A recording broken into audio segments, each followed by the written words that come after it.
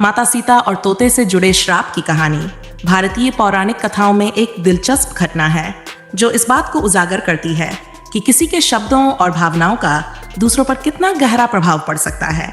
यह कहानी हमें यह भी सिखाती है कि भावनाओं को संभालकर और संयमित तरीके से व्यक्त करना कितना महत्वपूर्ण होता है, खासकर जब व्यक्ति तनावपूर्ण या संवेदनशील स्थितियों से गुजर रहा हो। ये कथा तब की है जब माता सीता भगवान राम के साथ अयोध्या से वनवास में थीं।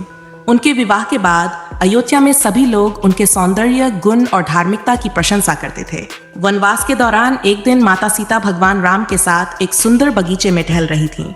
तभी उनकी दृष्टि एक जोड़ी तोते पर पड़ी जो आपस में प्रेम पूर्वक बातें कर रहे थे। वह तोते सीता और राम के बारे में बातें कर रहे थे और कह रहे थे कि राम और सीता के जीवन में एक बड़ा संकट आने वाला है। तोतों की बातें सुनकर माता सीता चौंक गई और उन्होंने उन्हें पकड़ने का प्रयास किया ताकि वे तोतों से और अधिक जानकारी प्राप्त कर सकें।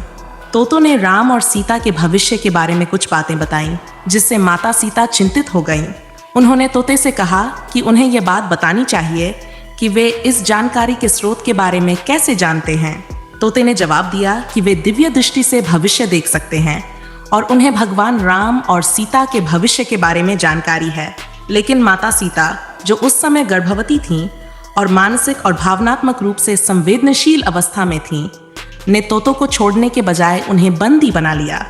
ये देखकर तोतों में से मादा तोते ने माता सीता से विनती की कि वह उन्हें जाने दें, क्योंकि वह गर्भवती है और उसे अपने अंडों की देखभाल करनी है। लेकिन माता सीता अपनी स्थिति के कारण उनकी प्रार्थना नहीं सुन पाई और उन्हें बंदी बनाए रखा। मादा तोते ने अपने साथी के साथ अपने अंडों की चिंता की और माता सीता से उन्हें तुरंत जाने देने का अनुरोध किया। जब माता सीता ने उनकी बात अनसुनी कर दी तो मादा तोते ने उन्हें श्राप दिया। उसने कहा, जैसे तुमने मेरे बच्चों को इस संसार में आने से पहले ही अलग कर दिया, वैसे ही तुम्हें भी अपने बच्चों से अलग होना पड़ेगा।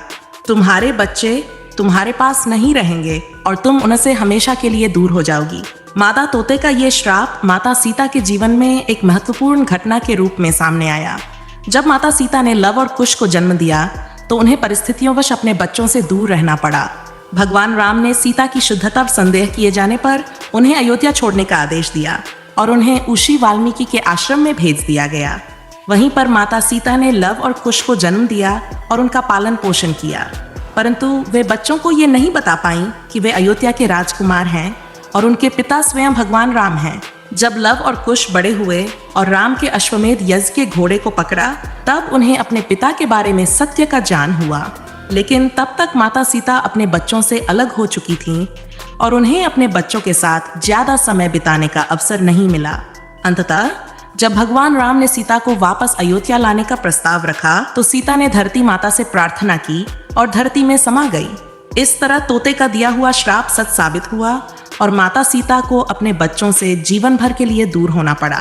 ये कथा ये सिखाती है कि क्रोध या असंवेदनशीलता के क्षण में कही गई बातें या किए गए कार्य भविष्य में कितनी गहरी छाप छोड़ सकते हैं। माता सीता, जो कि त्याग और धैर्य की मूर्ति मानी जाती है, ने भी अपने एक क्षणिक असंवेदनशीलता के कारण यह श्राप झेला। यह कहानी इस बात पर भी प्रकाश डालती है कि भावनात्मक स्थिति और मानसिक तनाव कैसे व्यक्ति के निर्णयों को प्रभावित कर सकते हैं। ये भी देखा जा सकता है कि किसी की छोटी सी गलती या असंवेदनशीलता दूसरों के जीवन पर कैसे भारी पड़ सकती है।